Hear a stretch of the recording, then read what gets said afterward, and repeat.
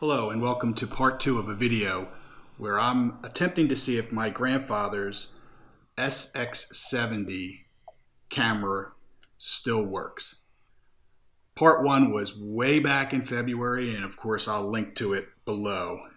Sorry about the 8-month delay. Thank you for those that asked in the comments when part 2 was coming out. Again, sorry it took so long. But just to remind you, this is a 1977 Alpha SE model. I don't know when the last time it was used, but I came across it when I was moving here to Florida. And the camera, bunch of packs of old film. Put some old film in, nothing happened. Pretty much figured that. So the way I left the last video was I was going to order a new pack of film, which I did. Cost 18 bucks. It's Polaroid color film, or almost $19.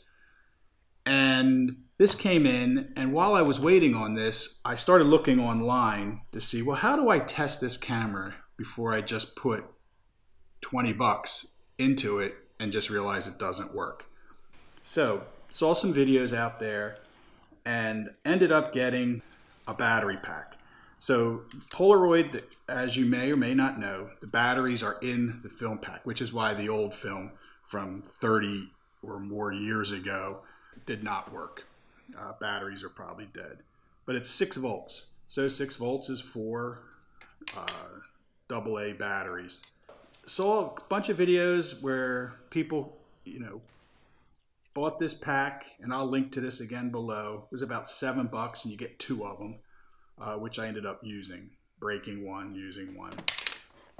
So I went into the garage, and first thing I did was take apart an old pack, an old film pack, remove the insides, remove the old battery, essentially trying to figure out how I was going to integrate this battery pack into it so then I could insert it into the camera and test it and see if it worked. So the first thing I decided to do was get a piece of flashing that I would cut 2 metal tabs, and that would essentially replace the contacts on the battery. Something would give me something to hook the wires from the battery pack to. And in the first iteration, I actually trimmed a battery pack down, put the whole thing together as one cartridge, hoping to slip everything into the camera. It didn't work, and I should have known when I was putting in there that it was a little tight because it got jammed. So it took me a while to get it out. Knife, pliers, bigger pliers. But essentially I got that out and realized that wasn't going to work. So thought about it some more, cleaned up, and decided, okay, I'm going to need longer wires because I'm going to keep the battery pack outside the camera and just insert the cartridge. So I soldered together some wires, drilled a hole in the pack, fed those wires in to it. This time though, instead of using the little metal tabs I made, I hooked it to an old battery, put that in. Again, that did not work, but at least it didn't get jammed this time. So third time, I took everything apart, fed the wires in through the front of the film cartridge where the film would come out, taped them directly to the tabs that I had made, got my tester, made sure I had good power,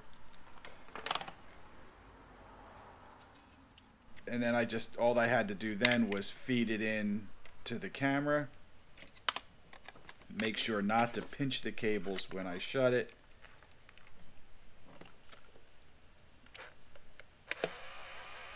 and it worked. Sweet Jesus. So, theoretically now, if I put this new pack of film in, it should work. So let's do it. Let's see what happens. This is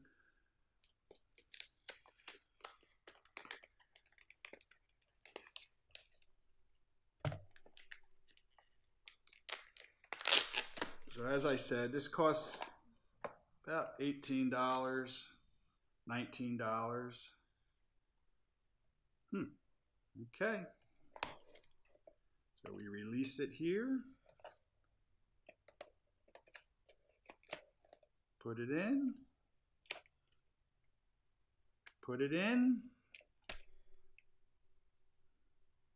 Now, that's really weird. With this, I could get it to cycle. Why?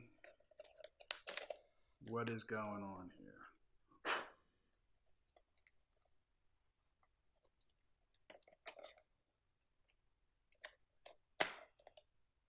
Let's put it in.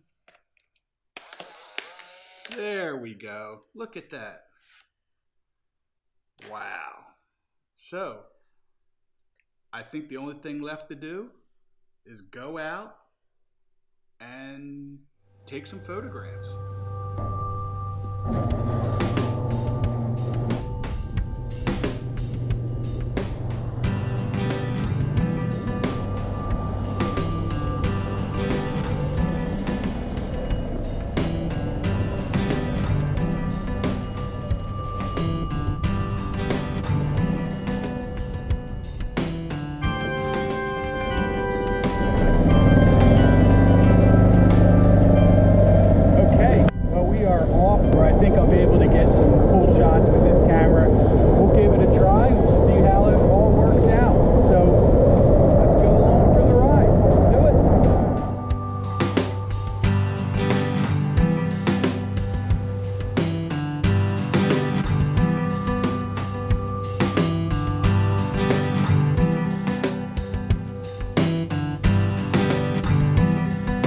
Attempting to see if my grandfather's SX